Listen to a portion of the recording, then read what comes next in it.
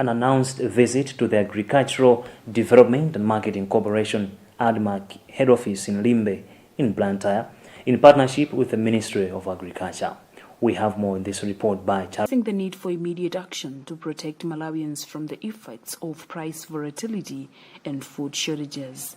He underscored key issues including price stabilization, vendor malpractices, law enforcement involvement, and improved distribution strategies.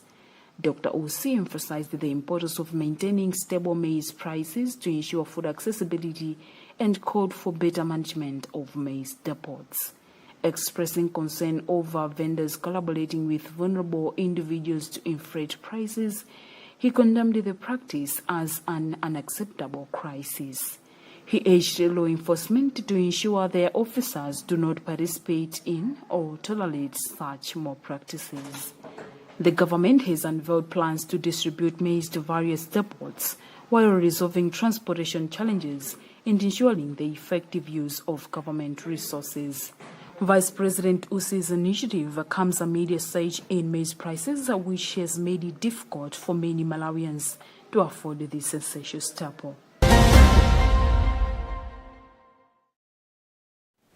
The Malawi Congress of Trade Union, MCTU, has commended the Ministry of Labour for its decision to close companies that fail to comply with labour laws. The move follows the ministry's recent closure of several companies, including Central Poultry Feeds, Top Feeds, Top Max Malata Limited, and NT Group of companies. MCTU President Charles Kumchenga says the ministry's actions demonstrate its commitment to ensuring that companies adhere to labour laws and provide safe working conditions for employees. Kumchenga has praised Minister of Labour Engineer Vitumbiko Mumba for taking bold steps to address labour law violations. Emmanuel Shocha reports. Minister Mumba recently conducted a series of unannounced inspection visits to companies across the country. During these inspections, workers raised concern about raw pay, physical abuse, substandard food, and hazardous working conditions. Minister Mumba promptly ordered the closure of companies found to be non-compliant with labour laws. In an interview with Luntha, Kumchenga applauded the move, stating that Minister Mumba is doing a commendable job implementing the tripartite agreement. Kumchenga urged the Minister of Labour to continue conducting inspections across the country, ensuring that all companies comply with labour laws and provide safe working conditions. Minister Mumba has warned other companies, including Shayona Cement and Sunseed Oil, to comply with Malawi labour laws and improve working conditions. For Luntha News, this is Emmanuel Juocha.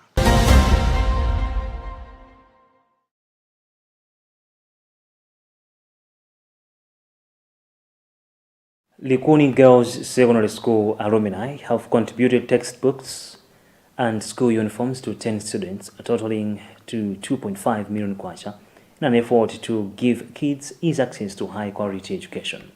Speaking earlier this afternoon following the gesture, chairperson of the Likuni Girls Heritage Alumni, Happiness Nkoma, stated that the goal is to give poor students hope that in spite of their many obstacles, they can still pursue and accomplish more in life.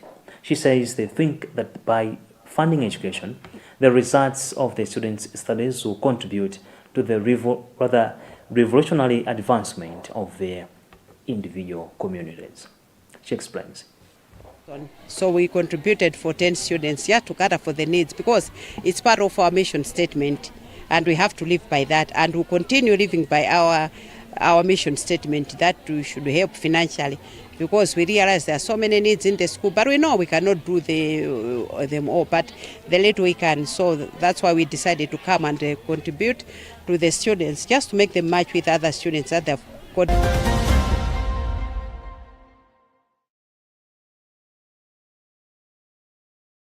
The head teacher of the school, Sister Amelia Nyendwa, thanked the alumni for the donation, stating that it was timely and to inspire the staff to put in more effort.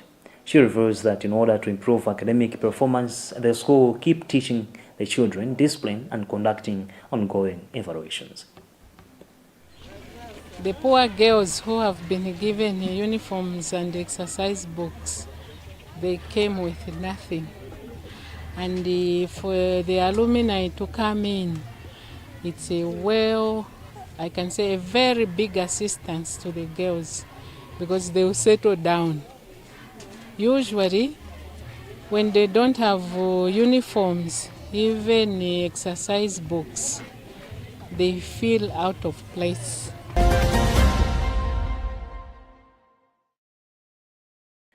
Meanwhile, one of the beneficiaries, Alefa Kambwiri, has urged other war wishers to follow suit by helping underprivileged learners in other schools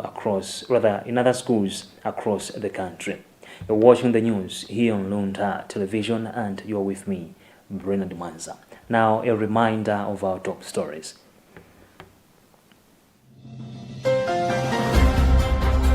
African communicators express hope that the Jubilee will help restructure media strategies. Vice President Michael Usi calls for efficient maize depot management to stabilize prices. And in this week's special report, Robert Edward turns to experts and scrutinizes the Constitution of Malawi to explore why some government ministers remain inactive, unlike the proactive approach demonstrated by Labour Minister Mphika.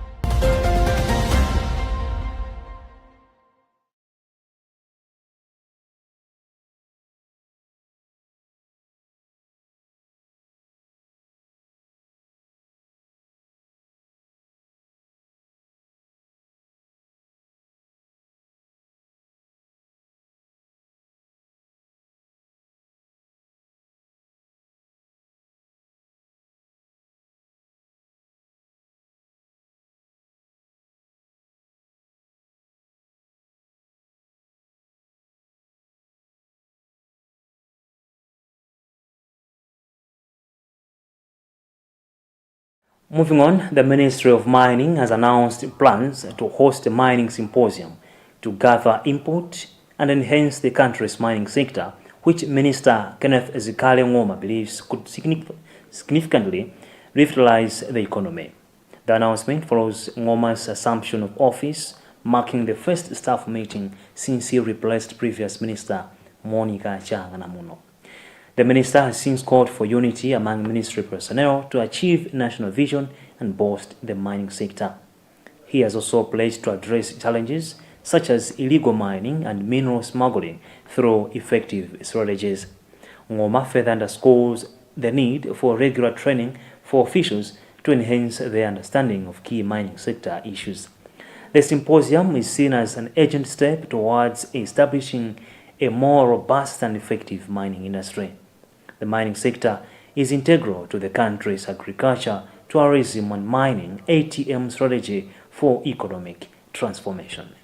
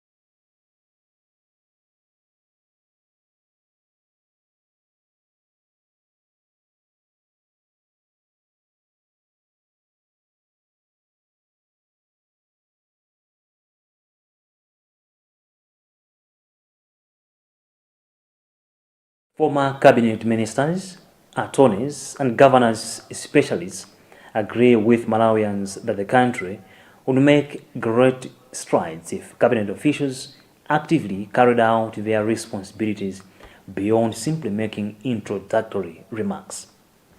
An examination of recent actions done by Labour Minister Engineer Vitumbiko Mumba, who has taken strong actions against syndicates that exploit Malawian labour, leads to this viewpoint. In this week's special report, Robert Edward looks at Malawi's constitution and speaks with experts to examine why some ministers do not take action, in contrast to Labour Ministers Vitumbiko Mumba's proactive attitude. The recent crackdown on private company syndicates that violate labor laws by providing unsafe working conditions for Malawian workers in the manufacturing sector has reignited hope among citizens. This action underscores the potential for cabinet ministers to move beyond ceremonial duties and actively address critical issues affecting the populace. Section 96, subsection 1b of the Malawi Constitution has been instrumental in providing comfort to citizens who vote for an administration with the expectation of effective service delivery. However, tangible actions that directly impact the lives of the people have often been lacking in some ministries.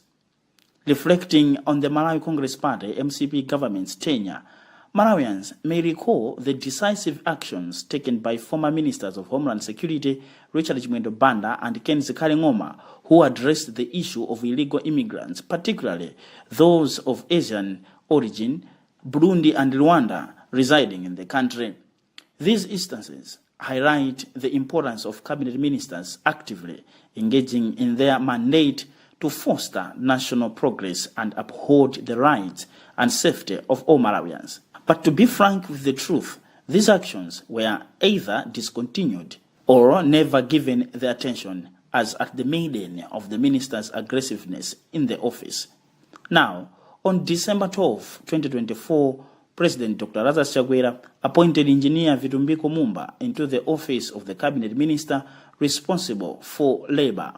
5 weeks down the line, he has switched on the button on hope, which, if not continued, may add more salt than heal to the wound of Malawians' feelings, which ministers toss anyhow. He pounced in a surprise visit on companies of Chinese and Indian nationals, which include a company that manufactures plastics, a company that manufactures steel iron sheets, and central pottery feeds, among others.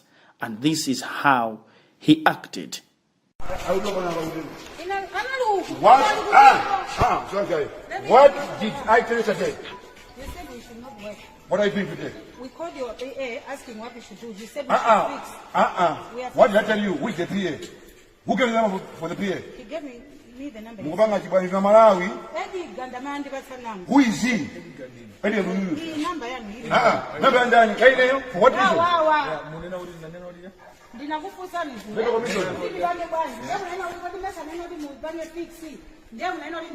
After 2 hours. Then I called you. You called me to Bangi by I'm not the minister, and Runa and Nazoti Mukwense Kumeneko. That was it. And it's also you wait for evidence. If a Luntha Television's Chidzuro program is anything to go by, on Thursday, Malawians were very happy and hopeful with the Minister of Labour's action. Insert Chidzuro program. Chabin. Chifua amalawa mbira kuzuzika makampani. Makampani amina kuendetsedwa ndi awatima amina kuti Malawian citizens of foreign origin. Okay. Hodi nda Malawi yafoda kalitsa ku Malawi kuno koma sikwawo kunoko era. Okay. Ano amene wawa akuzuza Malawi koofya. Okay. Komanso china choti boma lidziwe nchakuti ngakhale akuzuza Malawi choncho phindu limene amapeza anthu amenewa si Malawi imene mapindula akumazembetsa ndalama mapititsa kwawo. But why should this be done only by one minister out of the dozen individuals in the cabinet? What makes other ministers not to do what Vitumbiko Mumba has done, or just like Zikali-Ngoma and Richard Chimwendo Banda as they were starting their offices? Or indeed, what makes other ministers to do none of the above? Former Labour Minister in the United Democratic Front UDF regime, who was also the Minister of Water and Health, Yusuf Mwawa, says there is nothing that could stop a minister from doing what Mumba is doing. But a governance scholar with a PhD thesis on governance, Master Mfune, had no kind words in reacting to these questions. From the legal perspective, balancing between doing what needs to be done with competing effects and interest, including possibilities of the laborers whose jobs can be affected due to the closure of the companies to get a job, cannot substitute the fact, in respect of the Minister of the Labour, of the reasons cited by the Ministry for the closure of those companies in the recent development. In fact, private practice lawyer Benedicto Kondowe likes the approach of the temporary closure of the companies. The general wish of Malawians, however, remains seeing their cabinet ministers executing Section 96 of the Constitution, which according to the subsection 1B goes beyond giving speeches to officially opening meetings and signing deals. Instead, Nepman song Nazitelebwezi Zikoma. PHP Entertainment. You know what it is, man.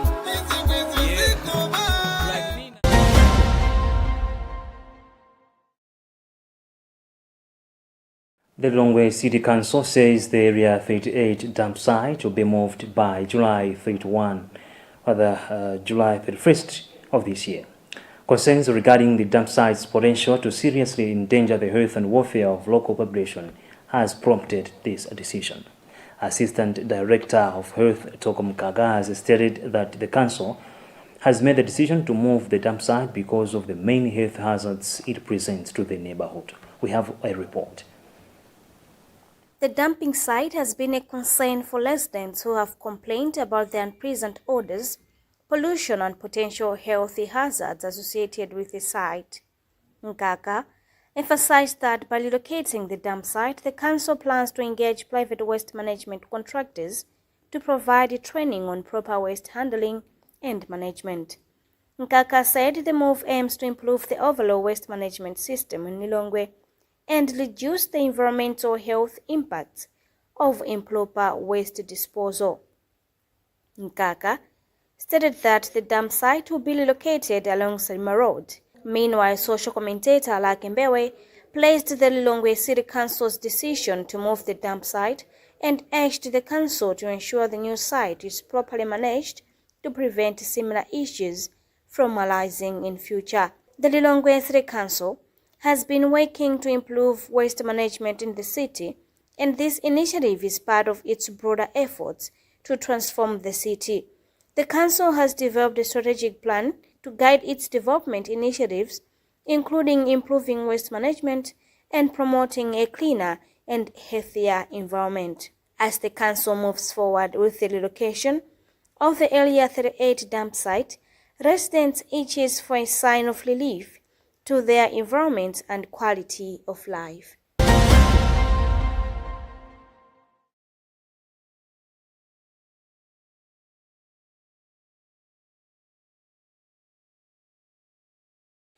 That item also concludes this edition of our Friday's News Bulletin here on Luntha Television. But as we go, here's a recap of our main stories.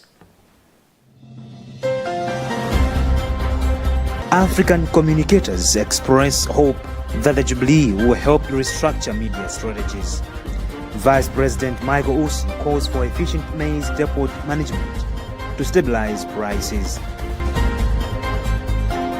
And in this week's special report, Robert Edward turns to experts and scrutinizes the Constitution of Malawi to explore why some government ministers remain inactive, unlike the proactive approach demonstrated by Labour Minister Mphika Mumba.